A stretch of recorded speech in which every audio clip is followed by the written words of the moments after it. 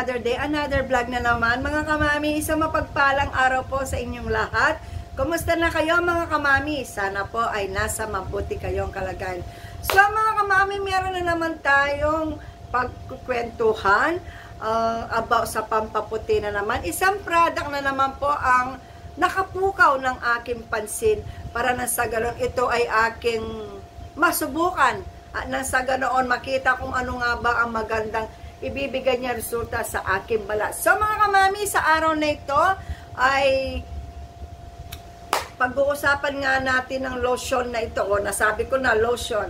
Ito nga po mga kamami, si Kojic Acid and Collagen Body Lotion.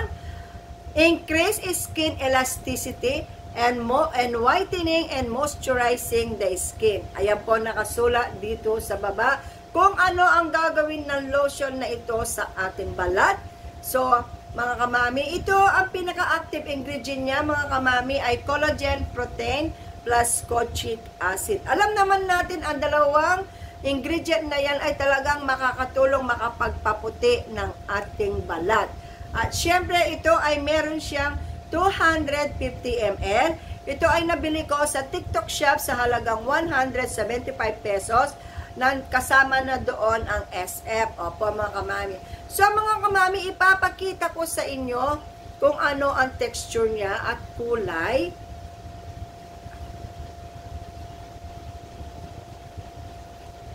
Ayan. Ayan po. Ang texture niya ay hindi malagkit. May pagka-watery siya ng konti mga kamami. Ang amoy niya ay napakabango niya. Para sa akin po, hindi siya mabagsik or hindi matapang.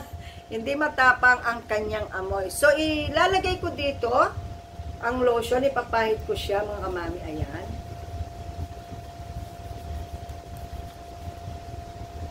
So, ayan mga kamami. So, i-massage natin siya sa ating balat hanggang sa tuluyan ma-absorb ng balat natin ang lotion na ito. Ayan.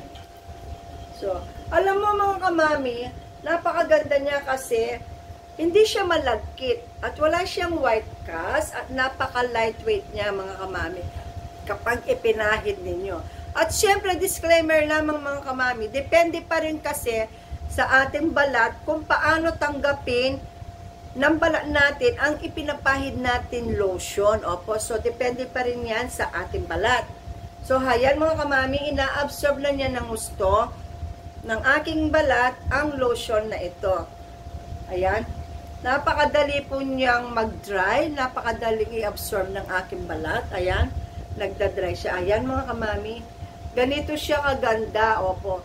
Alam po ninyo mga kamami, may nakapansin kasi sa akin na bagong ligo ako tapos nakita niya ako. Sabi niya, ang puti mo naman.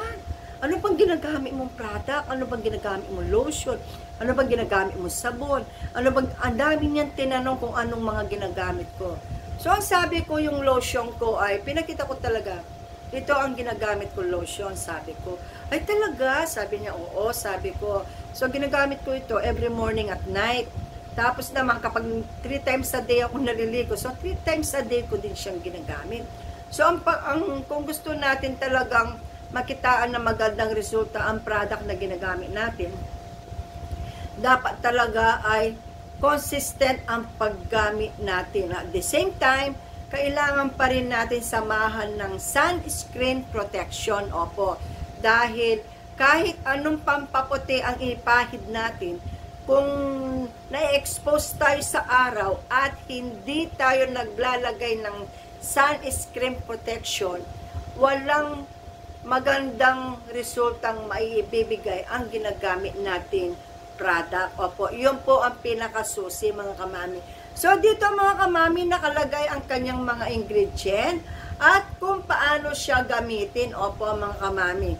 So, nakalahad dito, every morning at night ang paggamit.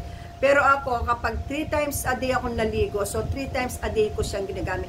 So, nasa sa inyo pa rin mga kamami. Opo. So, hindi naman siya hindi naman masama kung mapapasobra ang gamit natin sa kanya. Mas maganda kasi mga kamami, talagang mamamoisturize ng gusto ang ating balat, talagang mawawala ang pagka-dry ng ating balat. Opo, mga kamami. Ito mga kamami, meron siyang expiration date dito sa baba. Ayan. Kung kailan siya na manufactured at kung kailan siya may expired. Ang expiration date niya dito ay 2028 pa. So, na-manufactured siya mga kamami noong 2024. Ayan mga kamami. Alam niyo mga kamami, sa paggamit natin ng mga skincare product, syempre babasahin natin ang mga ingredient niya. Opo mga kamami. Ako mga kamami, tiningnan ko yung mga feedback ng mga bumili nito sa TikTok shop, kung anong mga sinasabi about sa kanya. So, nainganyo talaga akong itry siya kasi unang-una, yung kanyang dalawang active ingredient ay gustong-gusto ko. Si kojic acid at saka si collagen. Alam naman natin na ito ay talagang makakatulong makapagpaputi sa ating balat. Opo mga kamami. So mga kamami, makakatulong din po ito sa mga nagda-dry ang balat, yung mga dry skin. Maganda po siya mga kamami. Pero syempre, huwag kalilimutan magpahid ng sunblock. Syempre mag-iisip kayo, ay, nagpahid na nga ako ng lotion, paano pa ipapahid yung ano? Hayaan po muna natin siyang mag-dry, kagaya nito, nag-dry na ng gusto, na-absorb na ng balat ko ang lotion. Ayan po, wala na siyang talagang dry na siya. Ayan. Ayan mga kamami. So, kapag alam ko nang na-absorb na ng gusto ng balat ko, ang lotion na ipinahid ko mga kamami, doon ko i-apply ang sunblock sa aking balat para na sa ganoon, lumabas man ako, ay meron akong protection sa init ng araw. Alam po ninyo, ang pinakasusi talaga para ma-maintain natin maputi ang ating balat. Kahit anong pampaputi ang gamitin natin, kung hindi tayo nagpapahid ng sunblock, wala pong mangyayaring pagbabago. Kung may pagbabago man mga kamami, para po sa akin sa sarili ko pong opinion, kung may pagbabago ka man makikita, pero na-expose naman tayo sa araw at walang sunscreen protection na nakalagay sa lotion na ginagamit natin at hindi tayo nagpapahid ng sunblock or sunscreen, wala pong mangyayaring pagbabago. Tapos iisipin natin, hindi man pala totoo yung lotion na ginamit ko. Hindi man siya nakakaputi, nakakaitim nga eh. Yun ang sasabihin na, kasi yun ang nakikita natin sa ating balat. Kaya nakikita natin umiitim ang ating balat habang may ginagamit tayong product. Hindi tayo tumitigil, nag-expose sa init ng araw, lalo na ngayon, summer na summer, talagang ang init ng panahon, talagang mangingitim tayo kapag hindi tayo nag-apply ng mga sunscreen or sunblock. Opo mga kamami, tapos sasabihin natin, fake lang ito, hindi man totoo. Bakit po yung gumamit tayo ng paputita? Nabulol, pasensya na mga kamami. Bakit hindi natin gawin na gamitin natin ang pampaputing lotion na ito? After na ma-apply natin, kagaya niya na talagang natuyo ng gusto sa aking balat, ayan, doon natin i-apply ang sunscreen protection o sunblock.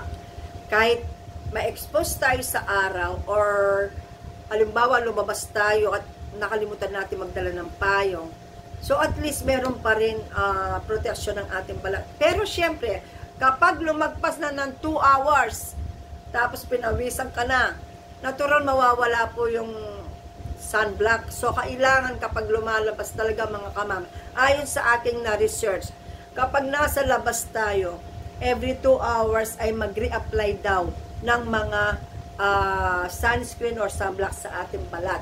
Yun ang aking na-research. Kasi gusto kong masigurado na, kasi ako po, kapag na-expose ako sa araw, nagiging visible ang aking mga maliliit na pekas na meron pa sa aking mukha.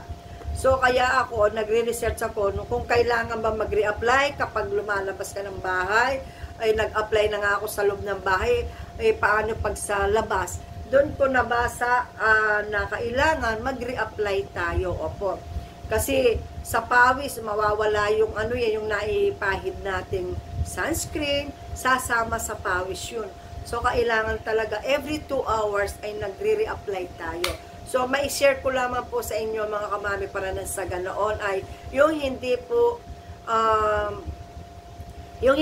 yung mga iba po ay hindi alam ang mga ganoon senaryo or mga ganoon na bagay. So, gusto ko lamang pong i-share dahil yun po ang aking na-research. Talagang nag-research po ako para na sa ganoon may apply ko rin sa akin sarili, sa aking balat, at at the same time, ma-share ko po siya sa inyo. Yun po ang aking na-research. So, mga kamami, maraming salamat po sa inyong lahat. Sana po ay nag-enjoy kayo sa panonood ng aking video. Kapag pinanood po ninyo ang video ito, paki-like and share po at mag-comment na rin po kayo kung halimbawa may tanong kayo about kay Kojic Acid and Collagen Body Lotion. Opo. At maraming salamat po sa mga suporta ninyo, sa mga subscriber ko, at sa mga non-subscriber pero nanonood po ng aking mga video. Maraming salamat po sa inyong lahat. So, mag-ingat po tayong lahat. Ito pong buong linggong ito ay Holy Week. So, mag-ingat po tayong lahat. Magdala po tayo ng tubig at payong kapag lumabas po tayo ng bahay para mamasyal. Para na sa ganoon po ay maiwasan tayong mainitan sa init ng araw at ma-dehydrate. Dahil ang tubig ay napaka-importante sa ating katawan. So, mga kamami, maraming salamat po sa inyong lahat. Kapag nanood po kayo ng aking video, pakiusap po, wag po kayo mag-skip ng ads dahil ang ads po ay malaking maitutulong po sa akin. At sa mga hindi pa po nag-subscribe, please subscribe Mami Lea Vlog at wag pong kalilimutan i-click ang bell button para na sa ganoon mga kamami, ma-update ko kayo sa mga susunod kong mga video. At syempre mga kamami, paki-like and share na rin po. At shout out po sa inyong lahat. God bless us all po. See you next vlog. Bye!